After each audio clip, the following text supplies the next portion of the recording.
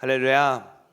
오늘도 말씀을 통하여서 예수 그리스도의 은혜와 평강이 저와 성도님들 가운데에 충만하기를 소망합니다. 특별히 예수 그리스도로부터 오는 그 기쁨이 저와 여러분 가운데에 차고 넘치기를 소망합니다. 오늘 바울이 오늘 본문의 말씀에 보니까 두 번이나 기뻐하라 라는 말을 강조해서 사용하는 것을, 또 권면하는 것을 우리가 보게 됩니다. 주 안에서 항상 기뻐하라, 내가 다시 한번 말하노니 기뻐하라 라고 이렇게 이 편지를 읽는 또 빌립보 교인들에게, 또 오늘날 이 말씀을 읽고 있는 우리들에게 동일하게 말씀이 선포되어지고 있는 것을 우리가 보게 됩니다. 바울이 지금 감옥 가운데에 갇혀 있고 또 기쁨이 없을 수밖에 없을 것 같은 이 상황 가운데에서 바울은 그 입술을 통하여서, 편지를 통하여서 기뻐하라 라고 말하고 있습니다. 우리 그리스도인들은 어떤 모습을 살아가야 하는지, 어떤 모습으로 삶을 살아내야 하는지 바울이 자신의 편지에서 또 교회들 가운데 권면하는 말들을 통해서 오늘날 우리에게도 동일하게 말하고 있는 것을 우리가 보게 됩니다. 그런 바울이 오늘 우리에게 기뻐하라 라고 이렇게 말을 하고 있습니다. 어제 우리 주일 예배 가운데 선포된 말씀도 어떻습니까? 우리가 기쁨을 통하여서, 우리가 기뻐하고 우리 안에 그 차고 넘치는 기쁨을 통하여서 우리의 믿음이 반증되는, 그러니까 우리의 믿음이 다시 한번 증거되는 것이고, 또 우리가 정말로 믿음의 자녀다라고 한다면 누구나 속일 수 없이, 숨길 수 없이 그 차고 넘치는 기쁨이 우리 가운데에 있어야 한다는 것을 또 우리가 말씀을 통해서 또 우리가 도전받고 말씀이 우리 가운데에 선포했습니다. 바울이 오늘도 우리 말씀에서 기쁨에 대해서, 정말로 우리가 그리스도인이라고 한다면 우리가 기뻐해야 한다는 것을 동일하게 말하고 있습니다. 기쁨은 우리의 믿음을 드러내는 것이죠. 우리의 믿음을 증거하는 것이 우리의 그 기쁜 모습을, 기뻐하는 것을 통해서 우리가 증거할 수 있는 것입니다. 바울을 생각하면서, 또 우리가 이 빌립보서의 내용은 또 그 빌립보의 또 리더였던 에바브로디도를 생각하면서 근심하고 걱정하고 또 그 상황 가운데 염려하고 있을 그 교인들에게, 빌립보 성도들에게 기뻐하라 라고 선포를 하고 있는 것입니다. 왜냐하면 기쁨이 앞서 말한 것처럼 하나님의 자녀가 가져야 할 마땅한 본성이고, 또 기쁨이 우리 하나님의 자녀들이 가져야 할 마땅한 모습이기 때문에 기뻐하라라고 말하고 있는 것입니다. 근데 만약에 바울이 그저 그냥 편지에 쓰는 말로, 그냥 어떤 관습적인 이야기로, 관용적인 이야기로 그저 상황 가운데에서 우리가 지금 슬퍼하지 말고 우리가 정신승리해야지, 우리가 좌절하지 말고 부정적으로 생각하지 말고 기뻐하고 또 우리가 긍정적으로 생각해야지, 그저 이런 말을 했다라고 한다면 이 말은 그 빌립보 성도들에게 어떠한 아무런 감정도 없었을지 모릅니다. 그런데 바울이 빌립보 성도들에게 기뻐하라 라고 이렇게 말을 하는 편지를 읽을 때에 그 성도들에게 어떤 모습이 떠올랐을까요? 그 성도들이 이 편지를 읽었을 때 어떻습니까? 바울에게 온 편지를 읽을 때 당연히 바울이 우리 가운데 와서 사역했던 것, 또 복음을 증거했던 그 모습들이 떠올랐겠죠.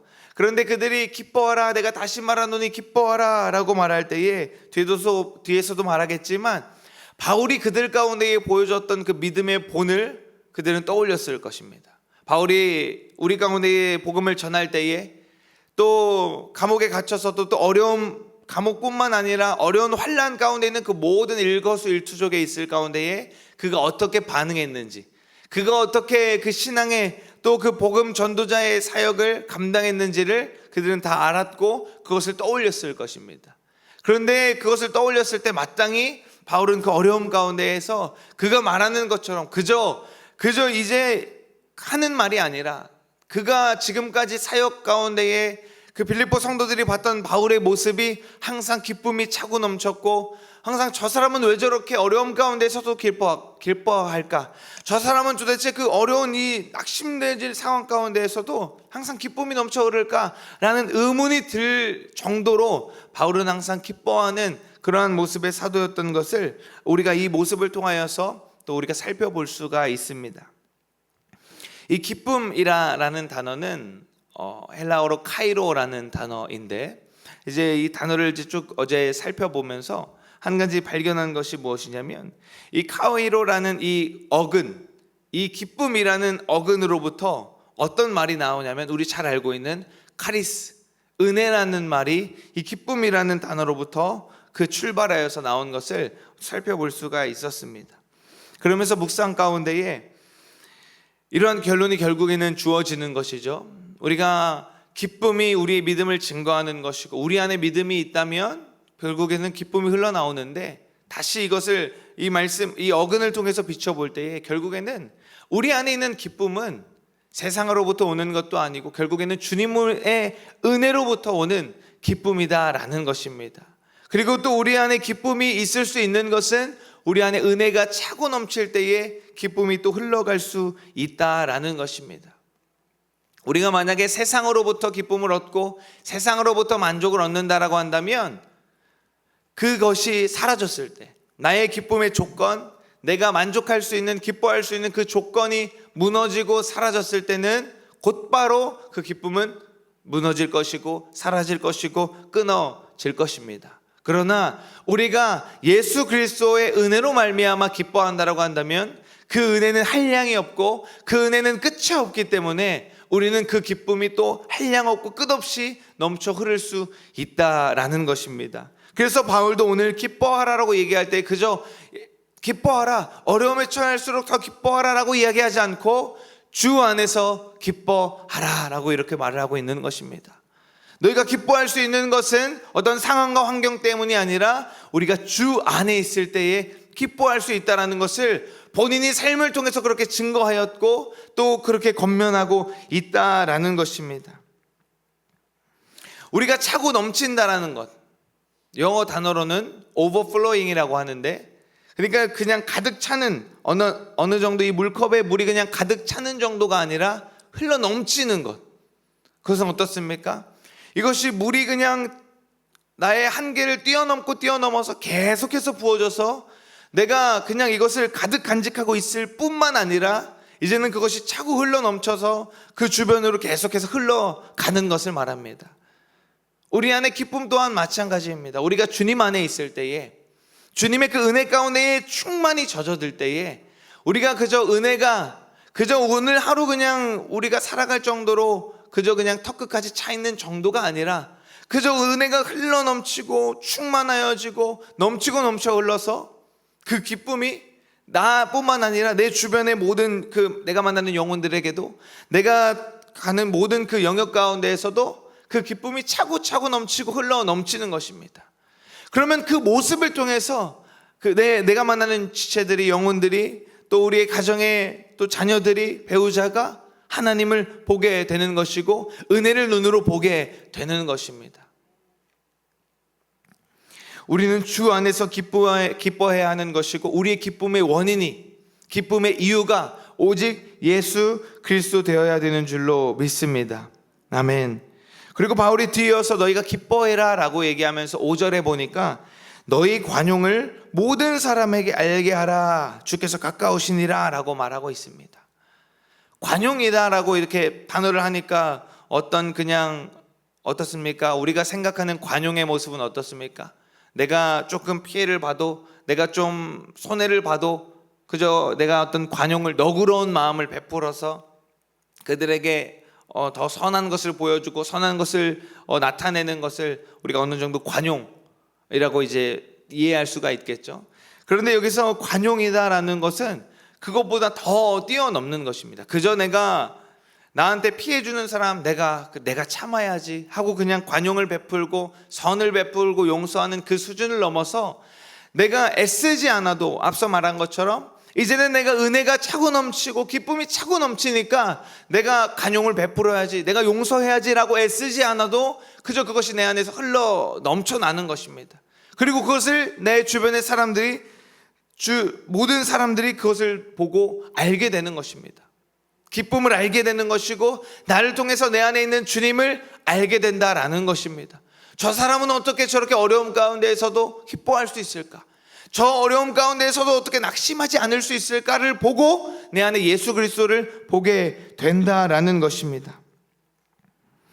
그리고 염려하지 말고 모든 일에 기도와 간구를 하라고 말하고 있습니다. 우리 그리스도인들이 어떤 모습으로 삶을 살아가야 하는가? 첫 번째, 바울이 기뻐하라, 기쁨의 모습을 살아라 라고 말하고, 또 두 번째로는 염려하지 말라 라고 이렇게 말하고 있는 것입니다.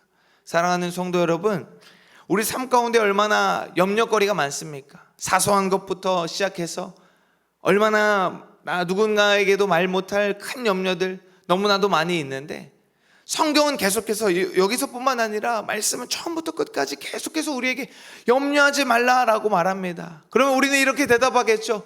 이렇게 많은 문제가 있고 해결되지 않는 문제가 있는데 어떻게 염려하지 않을 수가 있습니까? 어떻게 낙심하지 않을 수가 있습니까? 라고 이렇게 되려 주님께 우리가 따지고 들 때도 있을 수가 있습니다. 너무나 어렵기 때문에, 너무나 힘들기 때문에, 막막하기 때문에 그렇게 이야기할 수도 있습니다.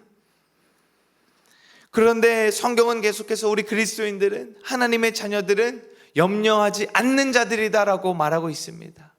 왜 그렇습니까? 눈앞에 어려움이 있습니다.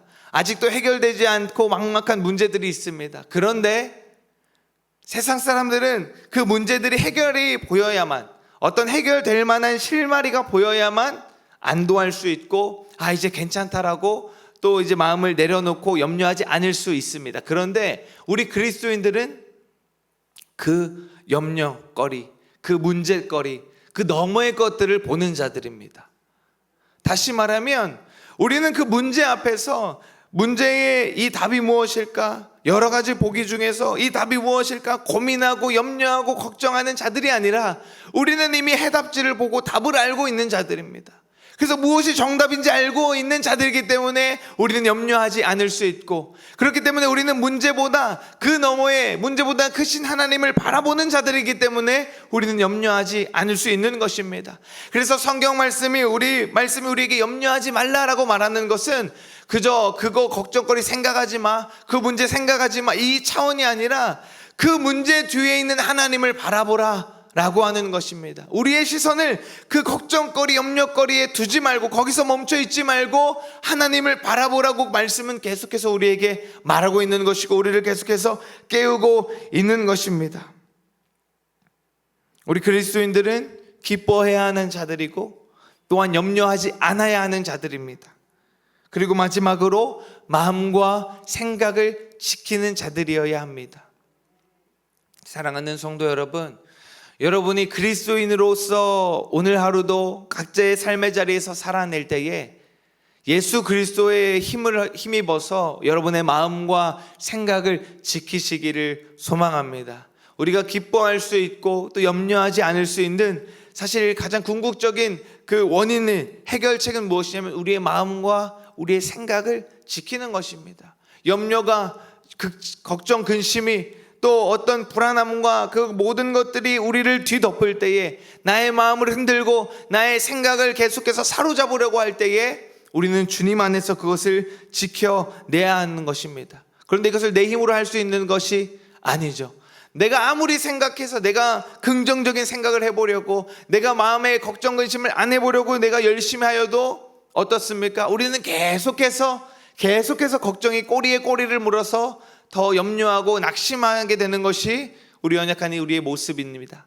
그러나 그 모든 것들을 우리가 염려하지 않고 마음과 생각을 지킬 수 있는 유일한 방법은 무엇이냐면 그것을 주님 앞에 내려놓을 때 가능한 것입니다. 그 문제들을 내가 쥐고 있으면 해결되지 않고, 내가 쥐고 있으면 쥐고 있을수록 나의 마음과 생각은 더 구렁텅이로 빠져들 것입니다. 그러나 그것을 내가 주님 앞에 내려놓고 주님 앞에 맡겨놓을 때에 그 모든 걱정과 근심은 사라질 것이고, 오늘 본문이 말하는 것처럼 7절에 모든 지각에 뛰어난 하나님의 평강이 그리스도 예수 안에서 너희 마음과 생각을 지키신다라고 분명하게 말씀이 약속하고 있는 것입니다.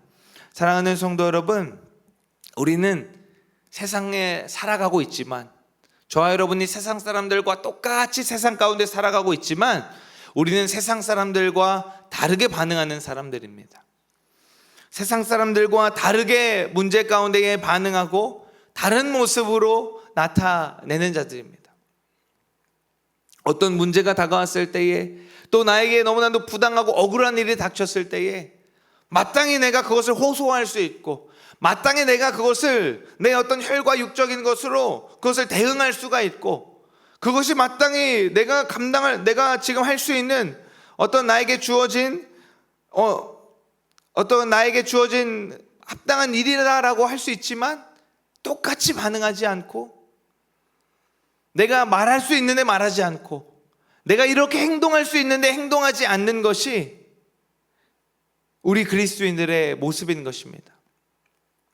저는 이렇게 와이프랑 이제 다니면서 서점이, 교보문고 이런 서점이 보이게 되면은 꼭 그냥 지나가지 않고 이제 그 종교 섹션을 갑니다. 근데 여러분 가보시면 알겠지만 그 엄청 큰 그 서점에도 그 종교 분야는 작은 테이블 하나 이렇게 있습니다. 그리고 거기서도 또 여러 종교가 이제 막 섞여 있는데, 최근에 이제 또 가서 이제 저는 이제 잘 책은 사진 않아요. 그냥 어떤 책이 나왔나 그냥 제목 보고 목차 보고 또 다시 집에 가서 찾아보고 이제 뭐 그러면서 이제 요즘에는 이제 실물 책보다는 이제 전자책을 사서 보고 이제 그렇게 하는데, 최근에 좀 흥미있는 책이 시리즈가 한 가지가 나왔더라고요.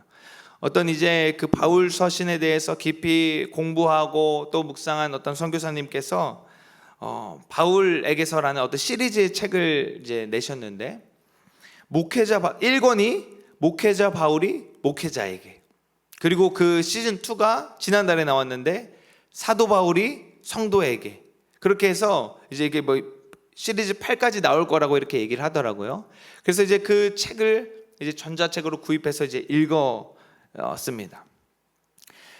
그러니까 이제 바울 입장에서, 바울의 편지를 근거해서 우리가 알아듣기 쉽게 바울이 마치 지금 목회자들에게 권면하는 것처럼, 제가 목회를 해보니까, 제가 이렇게 말씀대로 살아보니까 이렇더랍니다 라고 이렇게 목회자들에게 권면하는 그런 책인데, 그런 내용입니다. 그런데 그 책을 읽는 가운데에 이러한 그 말이 너무나도 이미 알고 있었지만 다시 한 번 더 또 심금을, 또 나의 마음을 울리는 이런 구절이 있었습니다. 어떤 구절이었냐고 하면, 목회자 여러분, 목사님 여러분, 이 책을 읽고 있는 목회자 여러분이 여러분의 어떠함들을, 여러분의 어떤 것들을 말로써, 행동으로써 드러내려고 하기보다, 그것들을 내가 백날 내 머리에 있는 것을 그저 가르치기만 하려는 것보다 여러분의 삶으로 그것을 살아내셔야 합니다 라고, 그렇게 바울의 입장에서 그렇게 책에서 얘기하고 있더라고요. 이게 담은 목회자 우리에게 뿐만 아니라 우리 성도들에게도 똑같이 적용되는 것 아니겠습니까? 우리가 예수 그리스도의 복음을 전하고 우리가 믿지 않는 자들에게 이 생명의 복음을 전합니다. 그리고 또 이렇게 우리가 함께 말씀으로, 교회로, 믿음으로 나아가자고 권면하고 그렇게 전합니다. 복음을 증거합니다. 그런데 우리가 그것을 증거할 수 있는 것은 우리의 말이나 우리의 어떤 것들에 달려 있지 아니하고, 결국에는 우리가 그 말씀대로 살아내는가 하는 것을 통해서 우리가 결국에는 그것을 증거할 수 있는 것입니다. 우리가 기뻐하고 주님 안에서 기뻐할 때에, 기쁨이 흘러넘칠 때에 우리 안에 계신 예수 그리스도를 세상이 보는 것이고, 우리가 염려하지 않고 그 모든 것 주님 앞에 맡길 때에 또 그 모습을 통해서 세상이 주님을 보는 것이고, 우리가 마음과 생각을 지키고 세상 사람들과 다르게 반응하는 우리의 모습들을 보면서 우리 안에 있는 예수 그리스도를 보게 되는 것입니다. 오늘 4절에서도 마지막 7절에서도 어떻습니까? 주 안에서 항상 기뻐하라. 또 마지막에는 주 예수 안에서 너희 마음과 생각을 지키시리라 라고 말하고 있는 것입니다. 결국에는 우리가 주님 안에 있을 때에 우리가 예수 그리스도의 삶을 살아낼 수 있는 것이고, 다시 한번 말하면 우리가 주님 안에 있을 때에 세상 사람들이 나를 보고 나의 삶을 보고 예수 그리스도를 보게 되는 것입니다. 저는 저의 마음 가운데에 이러한 항상 다짐을 항상 자주 하곤 합니다. 믿음대로 살아가자. 내가 믿는 대로 살아가자. 또는 내가 전하는 말씀대로 내가 살아가자 라고 하는 다짐을 자주 하곤 합니다. 사랑하는 성도 여러분, 이러한 다짐이 저와 여러분 가운데 동일하게 있기를 소망합니다. 여러분이 하나님의 자녀요, 예수 그리스도를 믿는 자녀요, 또 말씀대로 살아가는 자다라고 한다면 그 말씀대로, 또 내가 말씀을 믿는 대로 오늘 하루도 살아내는, 예수 그리스도 본받아 살아내는 저와 여러분 되시기를 주님의 이름으로 소망합니다.